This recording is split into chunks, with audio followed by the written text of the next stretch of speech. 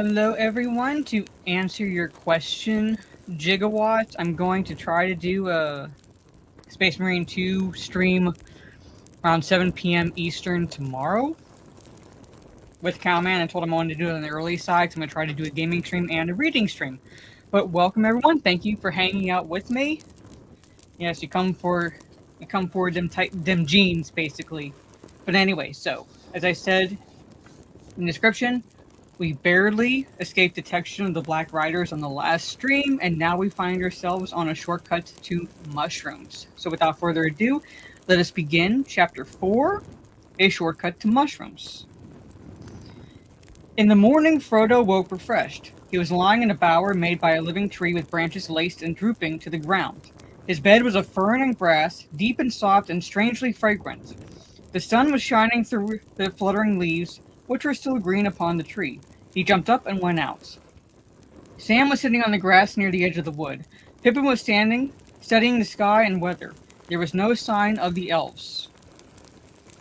They like to be on shrooms, yes. They have left us fruit and drink and bread, said Pippin. Come and have your breakfast. The bread tastes almost as good as it did last night. I did not want to leave you any, but Sam insisted. Frodo sat down beside Sam and began to eat. What is the plan for today? Asked Pippin. To walk to Buckleberry as quickly as possible, answered Frodo, and gave his attention to the food.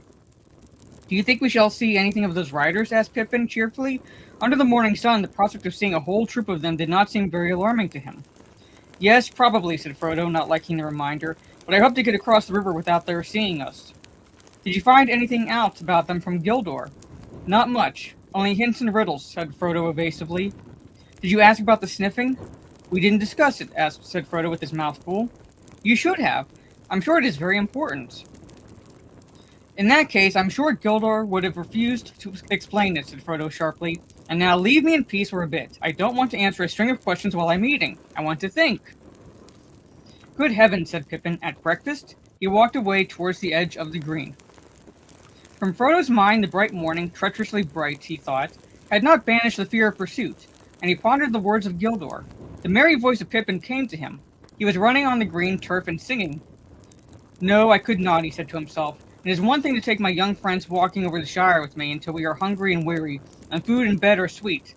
To take them into exile, where hunger and weariness may have no cure, is quite another, even if they are willing to come. The inheritance is mine alone. I don't think I ought to even to take Sam. He looked at Sam Gamgee and discovered that Sam was watching him. Well, Sam, he said, what about it? I'm leaving the Shire as soon as ever I can. In fact, I've made up my mind, and now not even to wait a day at Crickhollow if it can be helped. Very good, sir. You still mean to come with me? I do. It is going to be very dangerous, Sam. It is already dangerous. Most likely neither of us will come back. If you don't come back, sir, then I shan't. That's certain, said Sam. Don't you leave him, they said to me. Leave him, I said? I never mean to. I'm going with him if he climbs to the moon, and if any of those Black Riders try to stop him, they'll have Sam Gamgee to reckon with, I said. They laughed. Who are they, and what are you talking about? The elves, sir. We had some talk last night, and they seemed to know you were going away, so I didn't see the use of denying it. Wonderful folk elves, sir. Wonderful. They are, said Frodo. Do you like them still, now that you've had a closer view? They seem a bit above my likes and dislikes, so to speak, answered Sam slowly. It don't seem to matter what I think about them. They are quite different from what I expected. So old and young, and so gay and sad, as it were. Frodo looked at Sam rather startled, half expecting to see some outward sign of the odd change that seemed to have come over him. It did not sound like the voice of the old Sam Gamgee that he thought he knew, but it looked like the old Sam Gamgee sitting there, except that his face was unusually thoughtful. Do you feel any need to leave the Shire now that your wish to see them has come true already? He asked. Yes, sir. I don't know how to say it, but after last night I feel different. I seem to see ahead, in a kind of way. I know we are going to take a very long road, into darkness, but I know I can't turn back. It isn't to see elves now, nor dragons, nor mountains that I want. I don't know what I want, but I have something to do before the end, and it lies ahead, not in the Shire. I must see it through, sir, if you understand me. I don't altogether, but I understand that Gandalf chose me a good companion. I am content. We will go together. Frodo finished his breakfast in silence. Then standing up, he looked over the land ahead and called to Pippin. Thank you, everyone, for hanging out with me. All ready to start, he said as Pippin ran up. We must be getting off at once. We slept late, and there are a good many miles to go." "You slept late, you mean," said Pippin. "I was up long before, and we were only waiting for you to finish eating and thinking." "I have finished both now, and I'm going to make for Buckleberry Ferry as quickly as possible. I'm not going out of the way, back to the road we left last night. I'm going to cut straight across country from here." "Then you're going to fly," said Pippin. "You won't cut straight on foot anywhere in this country." "We can cut straighter than the road anyway," answered Frodo. "The ferry is east of from Woodhall, but the hard road curves away to the left. You can see a bend of it away north over there. It goes round the north end of the Marish, so as to strike the causeway from the bridge above Stock. But that is miles out of the way. We could save a quarter of the distance if we made a line for the ferry from where we stand." "Shortcuts make long delays," argued Pippin. "The country is rough around here, and there are bogs and all kinds of difficulties down in the Marish. I know the land in these parts, and if you're worrying about black riders, I can't see that it's any worse meeting them on the road than it is in a wood or field." "It is less easy to find people in the woods and fields," answered Frodo. "And if you're supposed to be on the road, there is some chance that you will be looked for on the road and not off it." "All right," said Pippin. "I will follow you into every bog and ditch, but it is hard. I had counted on passing the Golden Perch at Stock before sundown. The best spear in the East Farthing, or used to be. It is a long time since I tasted it." "That settles it," said Frodo. "Shortcuts make delays, but inns make longer ones. At all costs, we must keep you away from the Golden Perch. We want to get to Buckleberry before dark. What do you say, Sam?" "I will go along with you, Mr. Frodo," said Sam, in spite of private misgivings and a deep regret for the best spear in the East Farthing. "Then we are going to toil through bog and briar. Let's go now," said Pippin. It was already nearly as hot as it had been the day before, but clouds were beginning to come up from the west. It looked likely to turn to rain. The hobbits scrambled down a steep green bank and plunged into the thick trees below.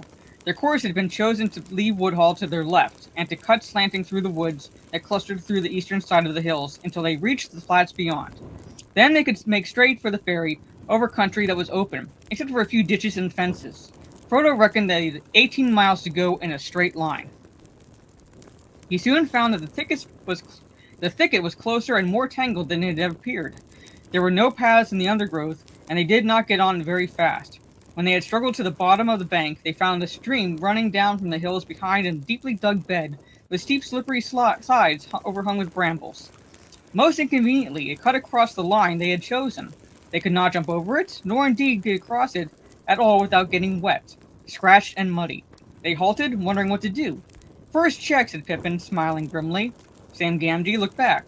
Through an opening in the trees, he caught a glimpse of the top of the green bank from which they had climbed down. "Look," he said, clutching Frodo by the arm. They all looked, and on the edge high above them they saw against the sky a horse standing. Beside it stooped a black figure. They at once gave up any idea of going back. Frodo led the way, and plunged quickly into the thick bushes beside the stream. "Phew," he said to Pippin. "We were both right. The shortcut has gone crooked already, but we got under cover just in time. You've got sharp ears, Sam. Can you hear anything coming?" They stood still, almost holding their breath as they listened, but there was no sound of pursuit. "I don't fancy he would try bringing his horse down that bank," said Sam, "but I guess he knows we came down it. We had better be going on." Going on was not altogether easy. They had packs to carry, and the bushes and brambles were reluctant to let them through. They were cut off from the wind by the ridge behind, and the air was still and stuffy. When they forced their way at last into more open ground, they were hot and tired and very scratched, and they were also no longer certain of the direction in which they were going. The banks of the stream sank. As it reached the levels, it became broader and shallower, wandering off towards the Marish and the river.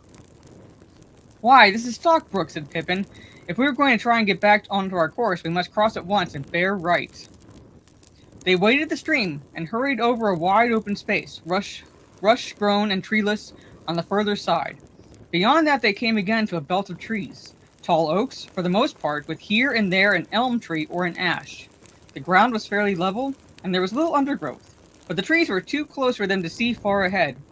The leaves blew upwards in sudden gusts of wind, and spots of rain began to fall from the overcast sky. Then the wind died away, and the rain came streaming down. They trudged along as fast as they could, over patches of grass, and through thick drifts of old leaves, and all about them the rain pattered and trickled. They did not talk, but kept glancing back and from side to side. After half an hour, Pippin said, "I hope we have not turned too much towards the south, and are not walking longwise through this wood. It is not a very broad belt, I should have said no more than a mile at the widest, and we ought to have been through it by now. It is no good our starting to go in zigzags, said Frodo. That won't mend matters. Let us keep on as we are going. I am not sure that I want to come out into the open yet.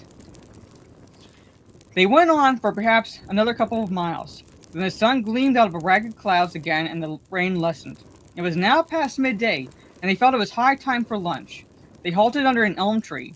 Its leaves, through fast turning yellow, were still thick, and the ground at its feet were fairly dry and sheltered. When they came to make their meal, they found that the elves had filled their bottles with a clear drink, pale golden in color. It had the scent of honey made of many flowers, and was wonderfully refreshing. Very soon they were laughing and snapping their fingers at rain and at black riders. The last few miles they felt would soon be behind them. Frodo propped his back against a tree trunk and closed his eyes. Sam and Pippin sat near, and they began to hum and then to sing softly. Ho, ho, ho, to the bottle I go, to heal my heart and drown my woe. Rain may fall and wind may blow, and many miles be still to go. But under a tall tree I will lie, and let the clouds go sailing by. Ho, ho, ho, they began again louder. They stopped short suddenly. Frodo sprang to his feet. A long-drawn wail came down the wind, like the cry of some evil and lonely creature. It rose and fell, and ended on a high, piercing note. Even as they sat and stood, as if suddenly frozen, it was answered by another cry, fainter and further off, but no less chilling to the blood. There was then a silence, broken only by the sound of the wind in the leaves. And what do you think that was? Pippin asked at last, trying to speak lightly, but quavering a little. If it was a bird, it was one that I never heard in the Shire before. It was not bird or beast, said Frodo. It was a call, or a signal. There were words in that cry, though I could not catch them, but no hobbit has such a voice. No more was said about it. They were all thinking of the riders, but no one spoke of them. They were now reluctant either to stay or to go on, but sooner or later they had to get across the open country to the ferry, and it was best to go sooner in daylight. In a few moments they had shouldered their packs again, and were off. Before long the wood came to a sudden end. Wide grasslands stretched before them. They now saw they had, in fact, turned too much to the south. Away over the flats they had glimpsed a low hill of Buckleberry across the river, but it was now to their left. Creeping cautiously out from the edge of the trees, they set off across the open as quickly as they could. At first they felt afraid, away from the shelter of the wood. Far back behind them stood the high place where they had breakfasted. Frodo had half expected to see the small distant figure of a horseman on the ridge, dark against the sky, but there was no sign of one. The sun, escaping from the breaking clouds as it sank towards the hills they had left, was now shining brightly again. Their fear left them, though they still felt uneasy. But the land became steadily more tame and well-ordered. Soon they came into well-tended fields and meadows. There were hedges and gates and dikes for drainage. Everything seemed quiet and peaceful, just an ordinary corner of the Shire. Their spirits rose with every step. The line of the river grew nearer, and the Black Riders began to seem like phantoms of the wood now left far behind. They passed along the edge of a huge turnip field and came to a stout gate. Beyond it, a rutted lane ran between low, well-laid hedges towards the distant clump of trees. Pippin stopped. I know these fields and this gate, he said. This is Bamfurlong, old Farmer Maggot's land. That's his farm away there in the trees. One trouble after another, said Frodo, looking nearly as much alarmed as if Pippin had declared the lane was the slot leading to a dragon's den. The others looked at him in surprise. What's wrong with old Maggot? Asked Pippin. Thank you, everyone. Asked Pippin. He's a good friend to all the Brandybucks. Of course he's a terror to trespassers and keeps ferocious dogs, but after all, folk down here are near the border and have to be more on their guard. I know, said Frodo, but all the same, he added with a shamefaced laugh, I'm terrified of him and his dogs. I've avoided his farm for years and years. He caught me several times trespassing after mushrooms when I was a youngster at Brandy Hall. On the last occasion, he beat me, and then took me and showed me to his dogs. See, lads? He said, next time this young varmint sets foot on my land, you can eat him. Now see him off. They chased me all the way to the ferry. I've never got over the fright, though I dare say the beasts knew their business and would not really have touched me. Pippin laughed. Well, it's time you made it up, especially if you were coming back to live in Buckland. Old Maggot is really a stout fellow, if you leave his mushrooms alone. Let's get into the lane, and then we shan't be trespassing. If we meet him, I'll do the talking. He is a good friend of Mary's, and I used to come here with him a good deal at one time. They went along the lane until they saw the thatched roofs of a large house and farm buildings peeping out among the trees ahead. The maggots and the puddifoots of stock, and most of the inhabitants of the marish, were house dwellers, and this farm was stoutly built of brick and had a high wall all around it. There was a wide wooden gate opening out of the wall into the lane. Suddenly, as they drew nearer, a terrific bang and barking broke out, and a loud voice was heard shouting, "Grip! Bang! Wolf! Come on, lads!" Frodo and Sam stopped dead, but Pippin walked on a few paces. The gate opened, and 3 huge dogs came pelting out into the lane and dashed towards the travelers, barking fiercely. They took no notice of Pippin, but Sam shrank against the wall while 2 wolfish-looking dogs sniffed at him suspiciously and snarled if he moved. The largest, most ferocious of the 3 halted in front of Frodo, bristling and growling. Through the gate there now appeared a broad, thick-set hobbit with a round, red face. "Hello, hello, and who may you be, and what may you be wanting?" he asked. "Good afternoon, Mr. Maggot," said Pippin. The farmer looked at him closely. "Well, if it isn't Master Pippin! Mr. Peregrine Took, I should say," he cried, changing from a scowl to a grin. "It's a long time since I saw you round here. It's lucky for you that I know you. I was just going out to set my dogs on any strangers. There are some funny things going on today. Of course, we do get queer folk wandering in these parts at times, too near the river," he said, shaking his head. "But this fellow is the most outlandish I've ever set eyes on. He won't cross my land without leave a second time, not if I can stop it." "Good evening, everyone." "What fellow do you mean?" asked Pippin. "Then you haven't seen him?" said the farmer. "He went up the lane towards the causeway not a long while back. He was a funny customer and asking funny questions. But perhaps you'll come along inside and we'll pass the news more comfortable. I'll have a drop of good ale on tap if you and your friends are willing, Mr. Took." It seemed plain that the farmer would tell them more if allowed to do it in his own time and fashion, so they all accepted the invitation. "What about the dogs?" asked Frodo anxiously. The farmer laughed. "They won't harm you, not unless I tell them to. Here, Grip, Fang, heel!" he cried. "Heel, Wolf!" To the relief of Frodo and Sam, the dogs walked away and let them go free. Pippin introduced the other 2 to the farmer. "Mr. Frodo Baggins," he said. "You may not remember him, but he used to live at Brandy Hall." At the name Baggins, the farmer started and gave Frodo a sharp glance. For a moment, Frodo thought that the memory of the stolen mushrooms had been aroused, and that the dogs would be told to see him off. But Farmer Maggot took him by the arm. "Well, if that isn't queer than ever," he exclaimed. "Mr. Baggins, is it? Come inside. We must have a talk." They went into the farmer's kitchen and sat by the wide fireplace. Mrs. Maggot brought out a beer in a huge jug and filled 4 large mugs. It was a good brew, and Pippin found himself more than compensated for missing the golden perch. Sam sipped his beer suspiciously. He had a natural mistrust of the inhabitants of other parts of the Shire, and also he was not disposed to be quick friends with anyone who had beaten his master, however long ago. After a few remarks about the weather and the agricultural prospects, which were no worse than usual, Farmer Maggot put down his mug and looked at them all in turn. "Now, Mr. Peregrine," he said, "where might you be coming from, and where might you be going? Were you coming to visit me? For if so, you had gone past my gate without my seeing you." "Well, no," answered Pippin. "To tell you the truth, since you have guessed it, we got into the lane from the other end. We had come over your fields, but that was quite by accident. We lost our way in the woods back near Woodhall, trying to take a shortcut to the ferry."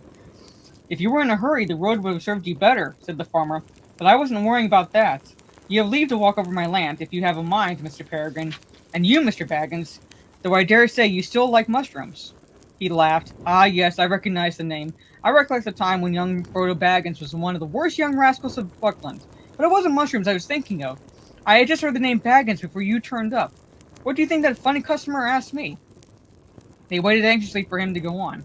"Well," the farmer continued, approaching his point with slow relish, "he came riding up on a big black horse and at the gate, which happened to be open, and right up to my door. All black he was himself too, and cloaked and hooded up, as if he did not want to be known.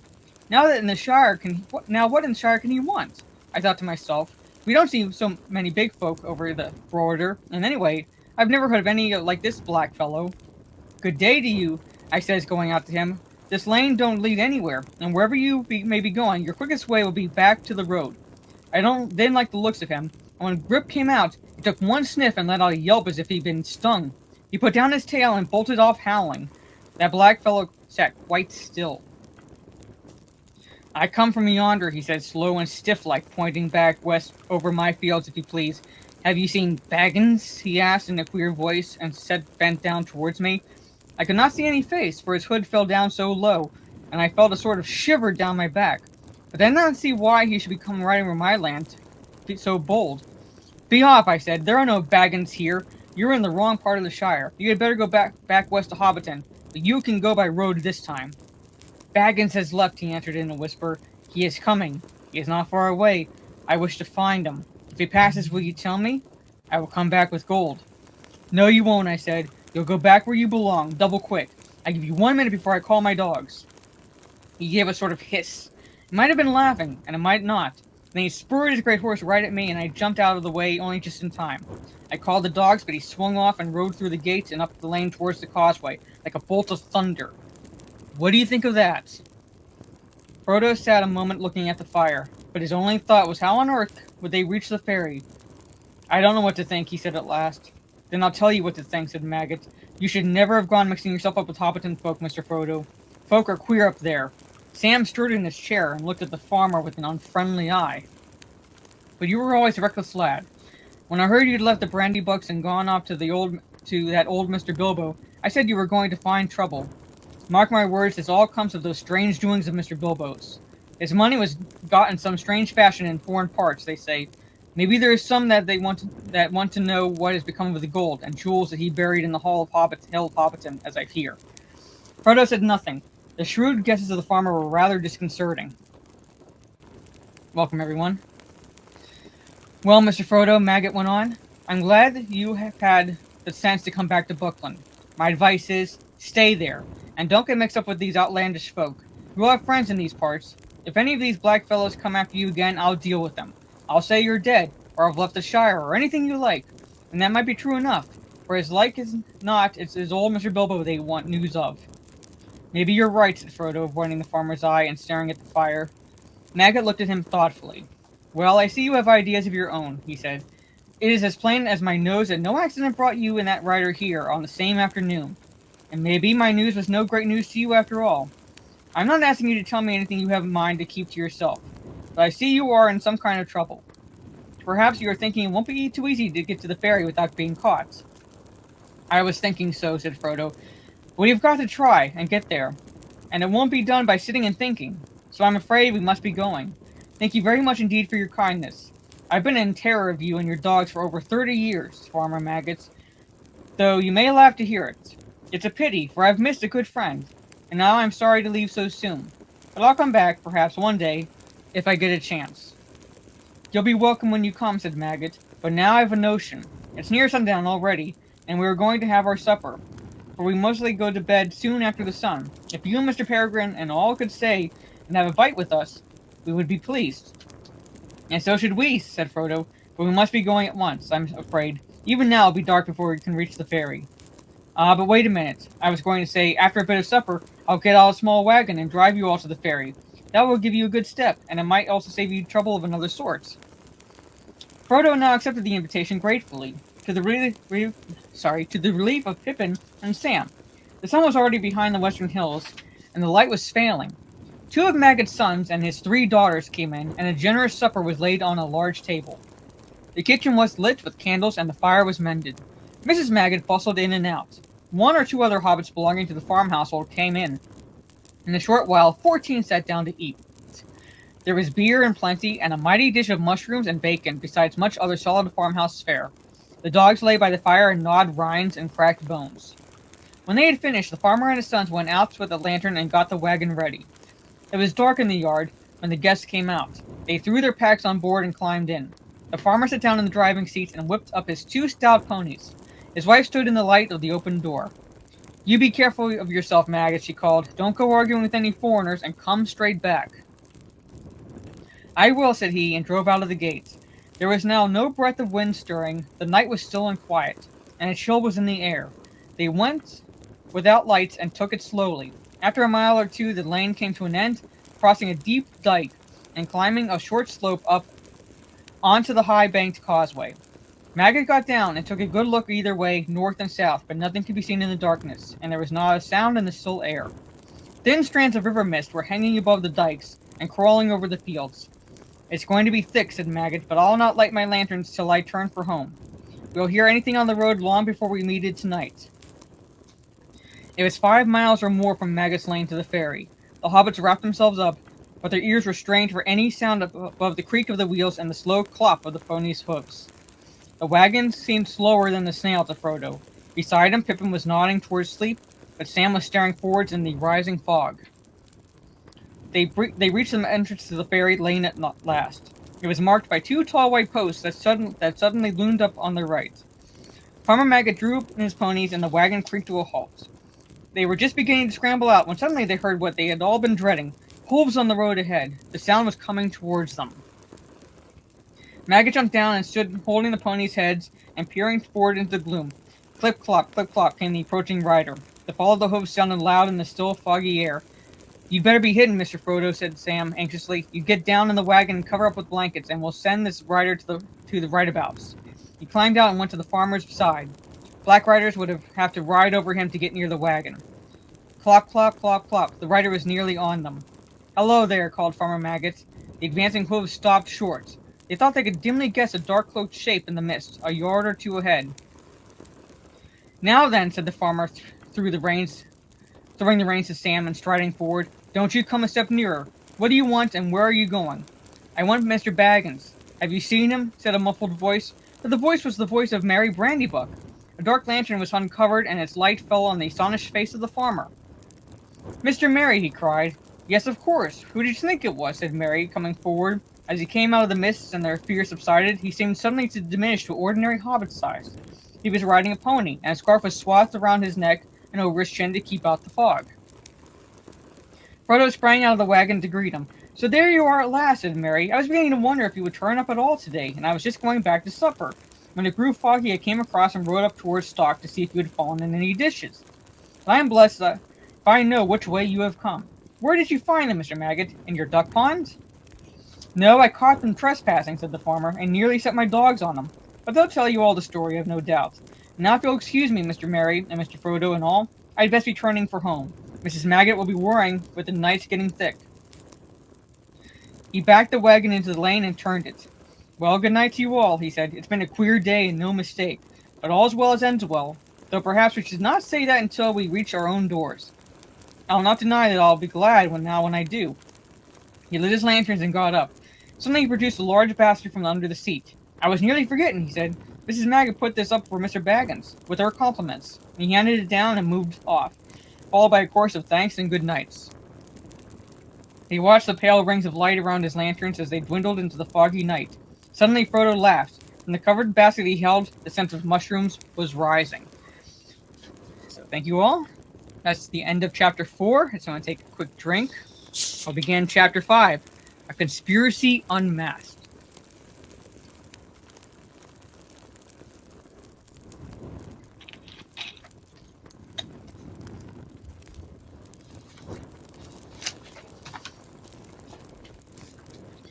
"Now we had better get home ourselves," said Merry. "There is something funny about all this, I see, but it must wait till we get in." They turned down the ferry lane, which was straight and well kept and edged with large whitewashed stones. In 100 yards or so it brought them to the river bank, where there was a broad wooden landing stage. A large flat ferry boat was moored beside it. The white bollards near the water's edge glimmered in the lights of two lamps on high posts. Behind them, the mist in the flat fields was now above the hedges. The water before them was dark, with only a few curling wisps like steam among the reeds by the bank. There seemed to be less fog on the further side. Merry led the pony over a gangway onto the ferry, and others followed. Merry then pushed slowly off with a long pole. The Brandywine flowed slow and broad before them. On the other side, the bank was steep, and up it a winding path climbed from the further landing. Lamps were twinkling there. Behind loomed up the Buck Hill, and out of it, through stray shrouds of mist, shone many round windows, yellow and red. They were the windows of Brandy Hall, the ancient home of the Brandybucks. Long ago, Gorhindad, Old Buck, head of the Old Buck family, one of the oldest in the Marish, or indeed in the Shire, had crossed the river, which was the original boundary of the land eastwards. He built and excavated Brandy Hall, changed his name to Brandybuck, and settled down to become master of what was virtually a small independent country. His family grew and grew, and after his days continued to grow until Brandy Hall occupied the whole of the low hill, and and had 3 large front doors and many side doors and about 100 windows. The Brandybucks and their numerous dependents then began to burrow and later to build all around it. That was the origin of Buckland, a thickly inhabited strip between the river and the Old Forest, a sort of colony for them from the Shire. Its chief village was Bucklebury, clustering in the banks and slopes behind Brandy Hall. The people in Marish were friendly with the Bucklanders, and the authority of the master of the hall, as the head of the Brandybuck family was called, was still acknowledged by the farmers between Stock and Rushy. But most of the folk of the old Shire regarded the Bucklanders as peculiar, half-foreigners as it were. Though, as a matter of fact, they were not very different from the other hobbits of the Four Farthings, except in one point. They were fond of boats, and some of them could swim. Their land was originally unprotected from the east, but on that side they had built a hedge, the High Hay. It had been planted many generations ago, and was now thick and tall, for it was constantly tended. It ran all the way from Brandywine Bridge, and a big loop curving away from the river, the Haysend, where the Withywindle flowed out of the forest into the Brandywine, well over 20 miles from end to end. But of course it was not a complete protection. The forest grew close to the hedge and in many places. The Bucklanders kept their doors locked after dark, and that also was not unusual in the Shire. The ferry boat moved slowly across the river. The Buckland shore drew nearer. Sam was the only member of the party who had not been over the river before. He had a strange feeling as the slow gurgling stream slipped by. His old life lay behind in the mist. Dark adventure lay in front. He scratched his head and for a moment had a passing wish that Mr. Frodo could have gone on living quietly at Bag End. The 4 hobbits stepped off the ferry. Merry was tying it up, and Pippin was already leading the pony up the path, when Sam, who had been looking back, as if to take farewell of the Shire, said in a hoarse whisper, "Look back, Mr. Frodo. Do you see anything?" On the far stage, under the distant lamps, they could make out a figure. It looked like a dark black bundle left behind, but as they looked it seemed to move, and sway this way and that, as if searching the ground. It then crawled or went crouching back into the gloom beyond the lamps. "What in the Shire is that?" exclaimed Merry. "Something that is following us," said Frodo. "Don't ask any more now. Let's get away at once." They hurried up the path to the top of the bank, but when they looked back, the far shore was shrouded in mist and nothing could be seen. "Thank goodness you don't keep any boats on the west bank," said Frodo. "Can horses cross the river?" "They can go 10 miles north to Brandywine Bridge, or they might swim," answered Merry, "though I never heard of any horse swimming in the Brandywine. What have horses to do with it?" "I'll tell you later. Let's get indoors and then we can talk." "All right, you and Pippin know your way, so I'll just ride on and tell Fatty Bulger that you are coming. We'll see about supper and things." "We had our supper early from Farmer Maggot," said Frodo. "We could do with another." "You shall have it. Give me that basket," said Merry, and rode ahead into the darkness. It was some distance from the Brandywine to Frodo's new house at Crickhollow. They passed Buck Hill and Brandy Hall on their left, and on the outskirts of Bucklebury stuck the main road of Buckland that ran south from the bridge. Half a mile northward along this, they came to a lane opening on their right. This they followed for a couple of miles as it climbed up and down into the country. At last they came to a narrow gate and a thick hedge. Nothing could be seen of the house in the dark. It stood back from the lane in the middle of a wide circle of lawn, surrounded by a belt of low trees inside the outer hedge. Frodo had chosen it because it stood in an out-of-the-way corner of the country, and there was no other dwelling close by. You could get in and out without being noticed. It had been built long ago while before by the Brandybucks for the use of guests, or members of the family that wished to escape from the crowded life of Brandy Hall for a time.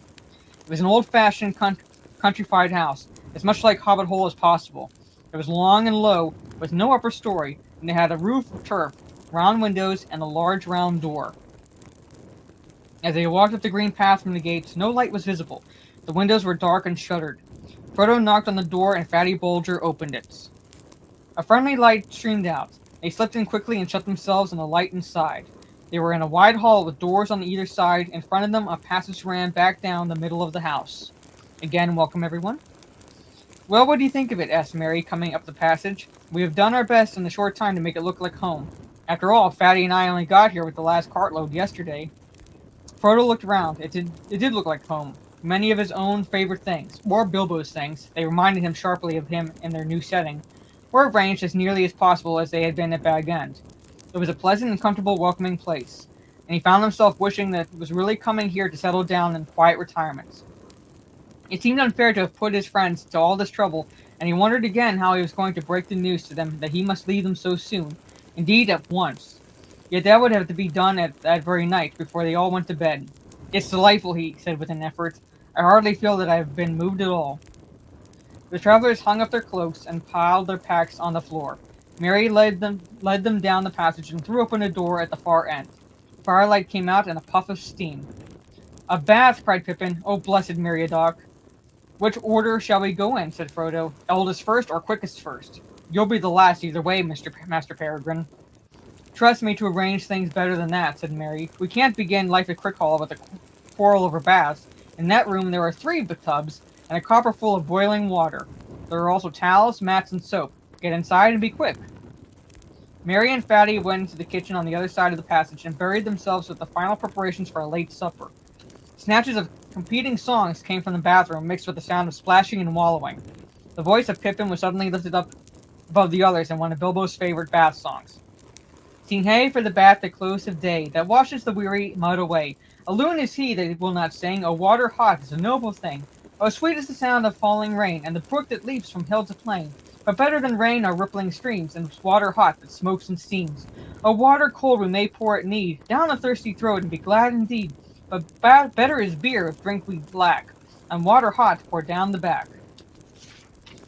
A water is fair that leaps on high, and a fountain white beneath the sky. But never did fountain sound so sweet as splashing hot water with my feet." There was a terrific splash and a shout of "Whoa!" from Frodo. It appeared that a lot of Pippin's bath had imitated a fountain and leapt on high. "Hello, Boss Hog." "Ooh-woo." Mary went to the door. "What about supper and beer in the throat?" he called. Frodo came out drying his hair. "There's so much water in the air that I've come into the kitchen to finish," he said. "Lock," said Mary, looking in. The stone floor was swimming. "You want to mop all that up before you get anything to eat, Peregrine," he said. "Hurry up or we shan't wait for you." They had supper in the kitchen on a table near the fire. "I suppose you 3 won't want mushrooms again," said Fredegar, without much hope. "Yes, we shall," cried Pippin. "They're mine," said Frodo. "Given to me by Mrs. Maggot, a queen among farmers' wives. Take your greedy hands away, and I'll serve you them." Hobbits have a passion for mushrooms, surpassing even the greediest likings of big people. A fact which partly explains young Frodo's long expeditions to the renowned fields of the Marish and the wrath of the injured maggots. On this occasion there was plenty for all, even according to the Hobbit standards. There were also many other things to follow, and when they had finished even Fatty Bulger heaved a sigh of content. They pushed back the table and drew chairs around the fire.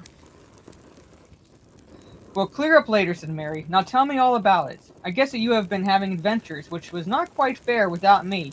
I want a full account, and most of all I want to know what was the matter with old Maggot, and why he spoke to me like that. He sounded almost as if he was scared, if that is possible." "We have all been scared," said Pippin after a pause in which Frodo stared at the fire and did not speak. "You would have been too if you had been chased for 2 days by black riders." "And what are they?" "Black figures riding on black horses," answered Pippin. "If Frodo won't talk, I will tell you the whole tale from the beginning." He then gave a full account of their journey, from the time when they left Hobbiton. Sam gave various supporting nods and explanations. Frodo remained silent. "I should think you were making it all up," said Mary, "if it had not been that black shape on the landing stage, and heard the queer sound in Maggot's voice. What do you make of it all, Frodo?" "Cousin Frodo's been very close," said Pippin, "but the time has come for him to open out. So far, we've been given nothing more to go on than Farmer Maggot's guess that it has something to do with old Bilbo's treasure." "That was only a guess," said Frodo hastily. "Maggot does not know anything." "Old Maggot is a shrewd fellow," said Mary. "A lot goes on behind his round face that does not come out in his talk. I've heard that he used to go into the old forest at one time, and he has a reputation of knowing a good many strange things. But you can at least tell us, Frodo, whether you think his guess is good or bad." "I think," answered Frodo slowly, "that it was a good guess as far as it goes. There is a connection with Bilbo's old adventures, and the riders are looking, or perhaps one ought to say searching, for him or for me. I also fear, if you want to know, that it is no joke at all, and I am not safe here or anywhere else." He looked round at the windows and walls as if he were afraid that they would suddenly give way. The others looked at him in silence and exchanged meaningful glances among themselves. "Welcome, everyone." "It's coming out in a minute," whispered Pippin to Mary. Mary nodded. "Well," said Frodo at last, sitting up and straightening his back as if he had made a decision, "I can't keep it dark any longer. I've got something to tell you all, but I don't know quite how to begin. I think could help you, said Merry quietly, by telling you some of it myself. What do you mean, said Frodo, looking at him anxiously. Just this, my dear old Frodo. You were miserable because you don't know how to say goodbye. You meant to leave the Shire, of course, but danger has come out on you sooner than you expected, and now you're making up your mind to go at once, and you don't want to. We are very sorry for you.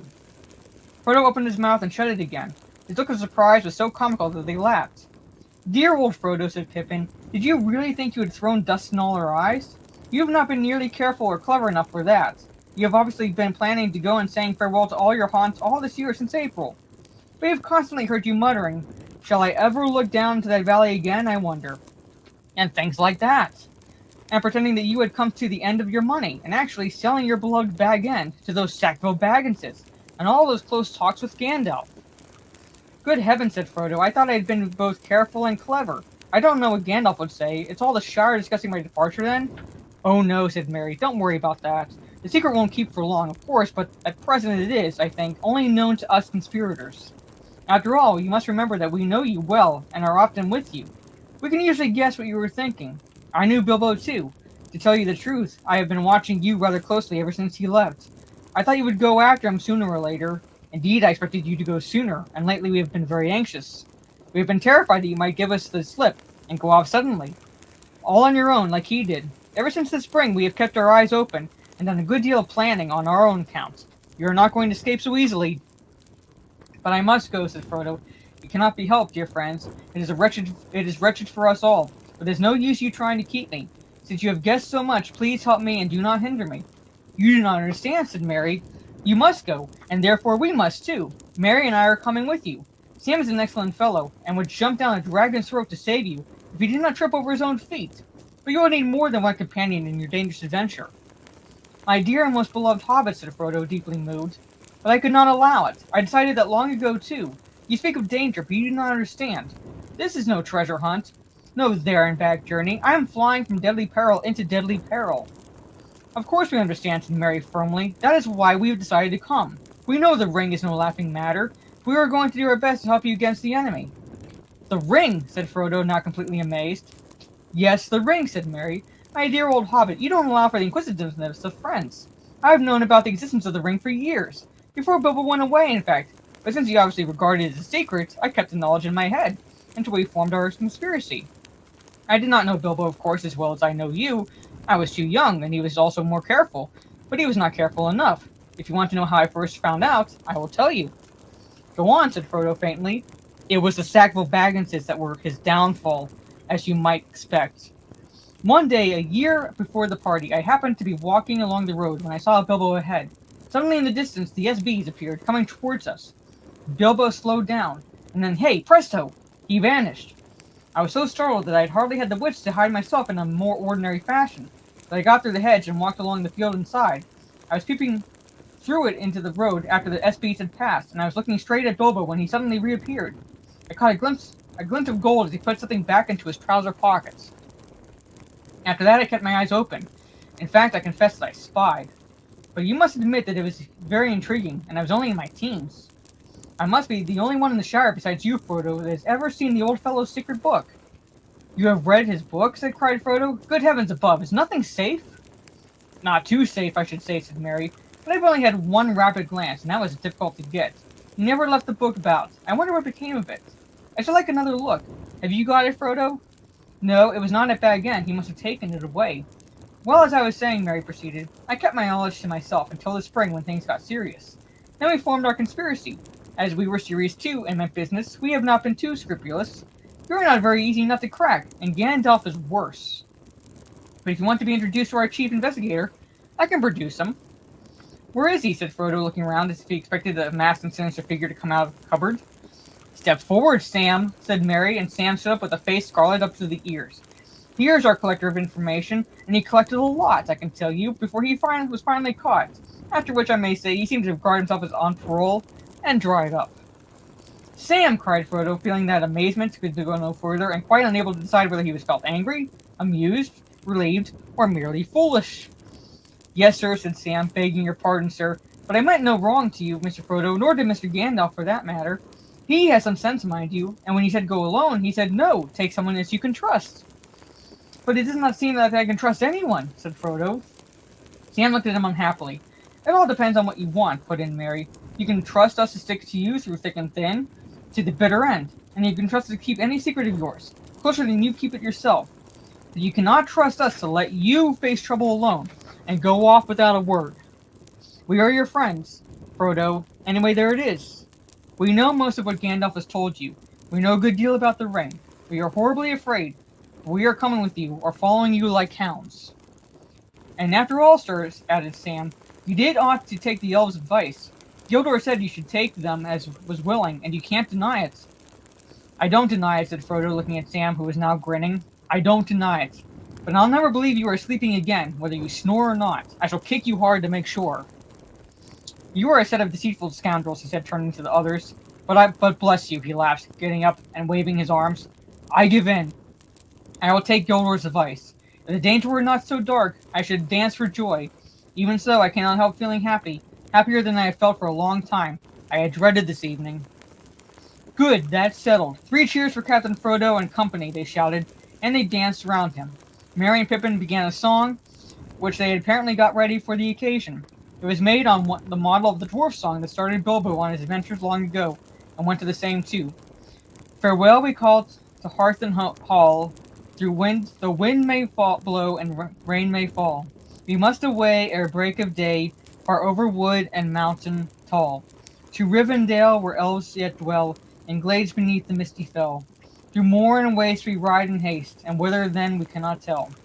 With foes ahead, behind us dread, beneath the sky shall be our bed, until at last our toil be past, our journey done, our errand spend. We must away, we must away, we ride before the break of day. Very good, said Frodo, but in that case there are a lot of things to do before we go to bed, under a roof for tonight at any rate.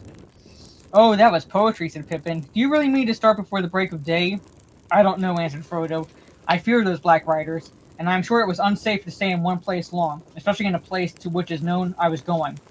Also, Gildor advised me not to wait. But I should very much like to see Gandalf. I could see that even Gildor was disturbed when he heard that Gandalf had never appeared. It really depends on 2 things.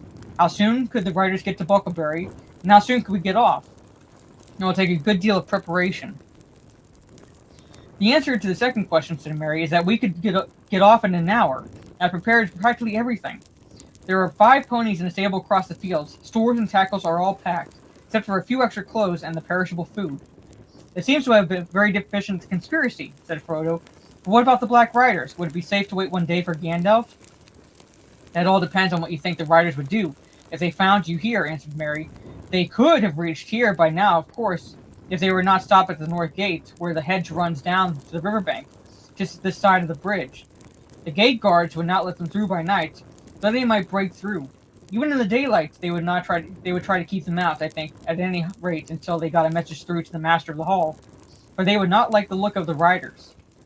It would certainly be frightened by them. But of course, Buckland cannot resist a determined attack for long. And it is possible that in the morning, even a Black Rider that rode up and asked for Mr. Baggins would be let through. It's pretty generally known that you are coming back to live at Crickhollow. Frodo sat for a while and thought. Sorry.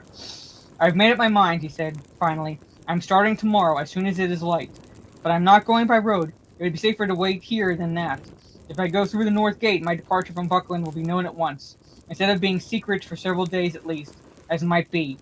And what is more, the bridge in the east road near the borders will certainly be watched, whether any rider gets into Buckland or not. We don't know how many there are, but there are at least 2, and possibly more.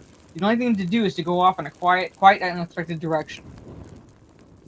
But that can only mean going into the old forest, said Fredegor, horrified. You can't be thinking of doing that. It is quite as dangerous as Black Riders. Not quite, said Merry. It sounds very desperate, but I believe Frodo is right. It is the only way of getting off without being followed at once. With luck, we might get a considerable start. But you won't have any luck in the old forest, objected Fredegor. No one ever has luck in there. You'll get lost. People don't go in there. Oh, yes, they do, said Merry. The Brandybucks go in, occasionally, when the fit takes them. We have a private entrance. Frodo went in once long ago. I've been in several times. Usually in daylight, of course, when the trees are sleepy and fairly quiet. I'll do as you think best, said Fredegar. I am more afraid of the old forest than of anything I know about. The stories about it are a nightmare, but my vote hardly counts, as I am not going on the journey. Still, I am very glad someone is stopping behind, who can tell Gandalf what you have done when he turns up, as I am sure he'll before long. Fond as he was of Frodo, Fatty Bulger had no desire to leave the Shire, nor to see what lay outside it. His family came from the East Farthing, from Budge Forge and Bridgefields, in fact, but he had never been over the Brandywine Bridge. His task, according to the original plans of the conspirators, was to stay behind and deal with the inquisitive folk, and to keep as long as possible the pretense that Mr. Baggins was still living at Crickhollow. He had even brought along some old clothes of Frodo's to help him in playing the part. They little thought how dangerous that part might prove. Excellent, said Frodo, when he understood the plan. We could not have left any messages behind for Gandalf otherwise. I don't know whether these riders can read or not, of course, but I should not have dared to risk a written message, in case they got in and searched the house. But if Fatty is willing to hold the fort, and I can be sure Gandalf knowing that we've gone, that decides me. I'm going to the Old Forest first thing tomorrow. Well, that's that, said Pippin. On the whole, I would rather have our job than Fatty's, waiting here till Black Riders come. You wait till you are well inside the forest, said Fredegar. You'll wish you were back here with me before this time tomorrow. It's no good arguing about it anymore, said Mary. We have still got to tidy up and put the finishing touches to the packing before we get to bed. I shall call you all before the break of day. When at last he got to bed, Frodo could not sleep for some time. His legs ached. He was glad that he was riding in the morning. Eventually he fell into a vague dream in which he seemed to be looking out of a high window over a dark sea of tangled trees. Down below among the roots there was a sound of creatures crawling and snuffling. He felt sure they would smell him out sooner or later. Then he heard a noise in the distance. At first he thought it was a great wind coming over the leaves of the forest. Then he knew it was not leaves, but the sound of the sea far off. A sound he had never heard in waking life, though it had often troubled his dreams. Suddenly he found he was out in the open. There were no trees after all. He was on a dark heath, and there was a strange salt smell in the air.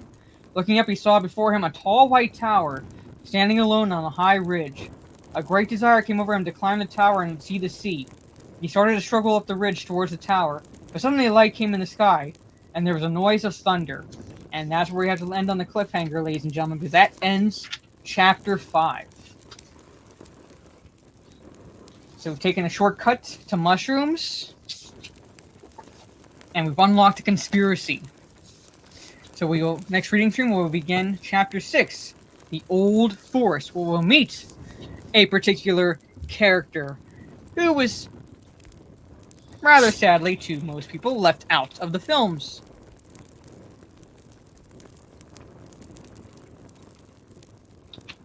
However, plays an integral part. As I mentioned in one of the earlier streams, someone mentioned how he forgot how much different the books were to the movies. Well, you can see this, the movies, it made it seem like Merry and Pippin just happened to join the group as a result of running away from the Black Riders, as well as running into each other and running away from Farmer Maggot, to now we're finding out that no, it actually was a plan to leave with Frodo and Sam from the get-go. Just a little conspiracy plan, because they wanted to kind of hide it from Frodo to make sure that he was, focused on what he needed to do, and they were focused on what they were going to do. So there were quite a few changes.